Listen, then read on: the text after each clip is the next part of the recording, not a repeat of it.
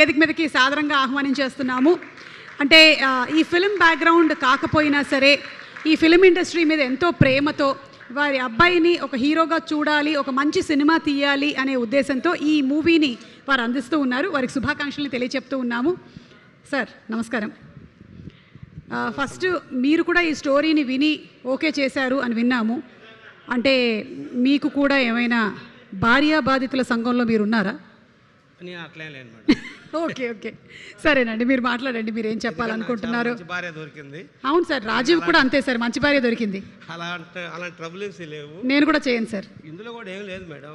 ఒక మంచి అందమైన అమ్మాయిలు ఒక అమాయకమైన అబ్బాయిలు, అదే గొడవ.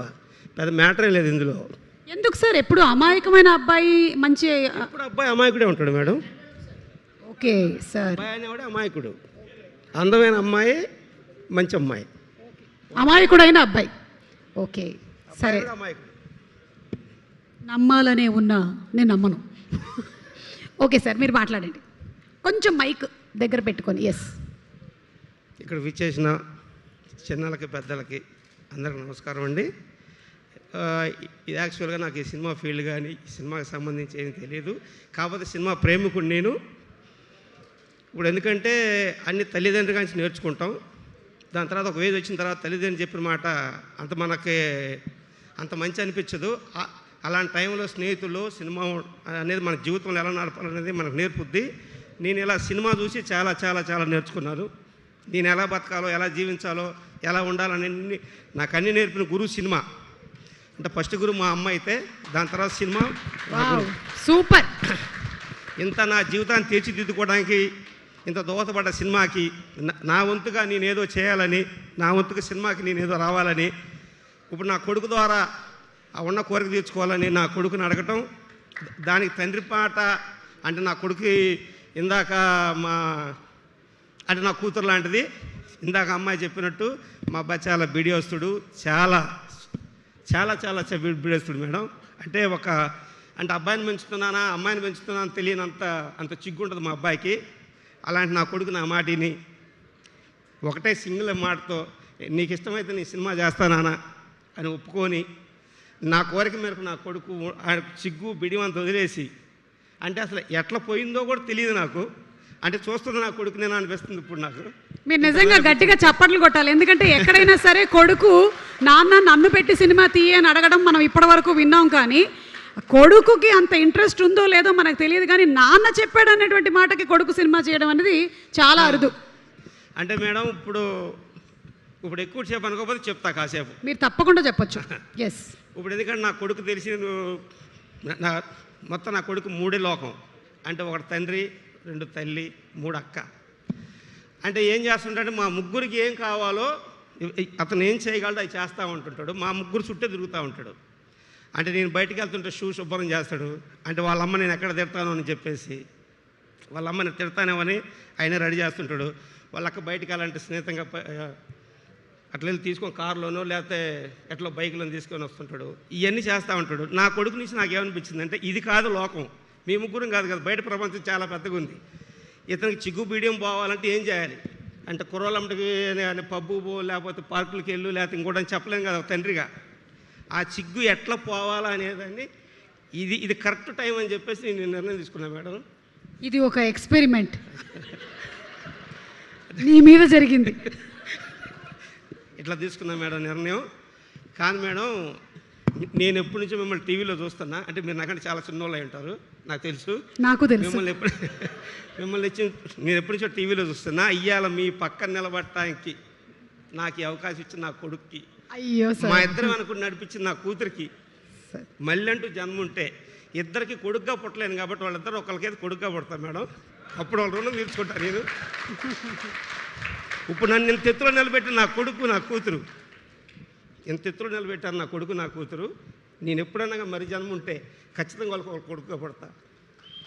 గ్రేట్ అండి, నిజంగా చాలా గ్రేట్. ఎందుకంటే నేను విన్నాను మీ అమ్మాయికి జనరలీ ఏంటంటే, చెప్పేనా సరస్వతి, అమ్మాయికి కూడా ఒక వాటా ఇస్తే తన ఎర్నింగ్స్లో నుంచి తను ఏమనిందంటే, నాన్న నాకు వద్దు, నువ్వు ఎప్పటి నుంచో మన అన్నయ్యని హీరోని చేయాలనుకుంటున్నావు, నాకు ఇచ్చినటువంటి ఈ వాటా డబ్బులతో ఈ సినిమాని ప్రొడ్యూస్ చేయి అని చెప్పినటువంటి ఆ అక్క ఎంత గొప్పదో చెప్పండి. ఎవరైనా సరే ఈ రోజుల్లో డబ్బులు రాగానే స్వార్థంగా అక్కో చెల్లో అందరూ సెల్ఫిష్గా ఆలోచించి ఆ డబ్బుల్ని సేవ్ చేసేసి వాళ్ళ కుటుంబాన్ని చూసుకోవాలి అనుకుంటారే తప్ప మళ్ళీ ఆ డబ్బుల్ని తన తమ్ముడి మీద ఇన్వెస్ట్ చేయాలి అనుకున్నటువంటి ఆ అక్కకి నిజంగా జోహార్లు. సరస్వతి, గ్రేట్. అంటే వాళ్ళ అక్క తమ్ముడు అనే దానికంటే నాకు అమ్మా నాన్న అనుకోవడం బెటర్ మేడం. అంటే మా నాన్న చిన్నప్పుడు చనిపోయారు. దాని తర్వాత నాకు ఆయన పుట్టిన ఒక నెలకు మా అమ్మగారు చనిపోయారు. నాకు వాళ్ళు లేని లోటు వాళ్ళిద్దరి ద్వారా తీరింది. నా బిడ్డలు ఇంత అంటే నాకంటే మంచి వాళ్ళు అవుతారని నేను ఎక్స్పెక్ట్ చేయలేదు మేడం. నా బిడ్డలు నాకంటే మంచి వాళ్ళు అవుతారనేది అసలు ఎక్స్పెక్ట్ చేయలేదు నేను. అంటే నా ఒక తండ్రిగా నేనైతే సాధించినట్టు అనుకున్నాను నేను. నాకు ఇప్పుడు కూడా కోరిక తీరింది. ఇక నా కొడుకు ఒకటే చెప్పా, నీ చేత సినిమా తీపిస్తా, నేను సినిమా హీరోని అని ఎక్కడా అట్టెక్కు నీ దగ్గర ఉండకూడదు.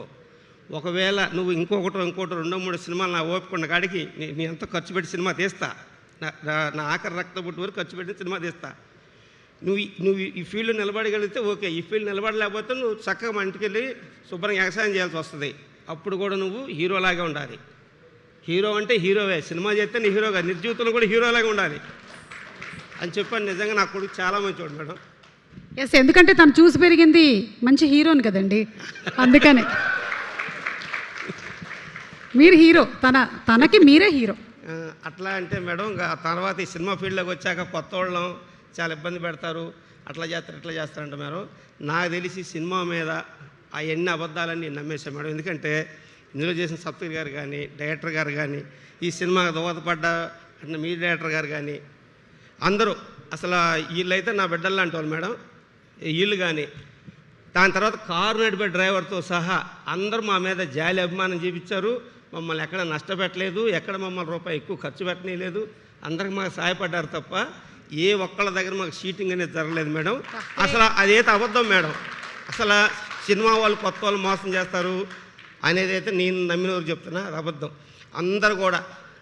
అందరూ మాకంటే చిన్నోళ్ళు అయితే నా బిడ్డల్లాగో, నా అన్నలాగో, తమ్ముళ్ళలాగో, నాకంటే పెద్దోళ్ళు అయితే ఇంకా మా బాబాయ్ చిన్నాన్నలాగో అందరూ మాకు సహాయపడ్డారు. ఈ సినిమా ఇంత బాగా తీయడానికి కారణం వాళ్ళందరూ సహాయం ఉంది. ఇందులో నటించిన నటీమణులు అందరూ కూడా మమ్మల్ని చిన్నపిల్లల్లాగా ఇష్టపడి మేమంటే మా అబ్బాయిని చాలా దగ్గరగా తీసుకొని మా అబ్బాయి మీద చాలా ప్రేమ చూపించి ఫస్ట్ సినిమాలాగా కూడా కాకుండా బాగా చేశాడు మీ అబ్బాయిని. తను చేశాడో లేదో రేపు సినిమా రిలీజ్ అయిన తర్వాత మీ అందరూ చెప్పాలి. ఇప్పటికైతే నేను చెప్పేది కాదు.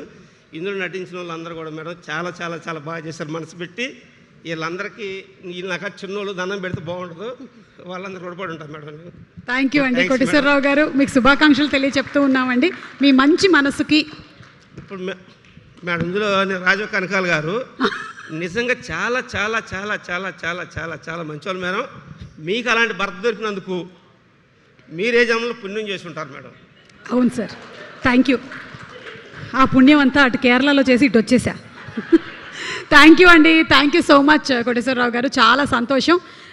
ఆయన చెప్పిన మాటల్లో చాలా చాలా నిజాలు ఉన్నాయి.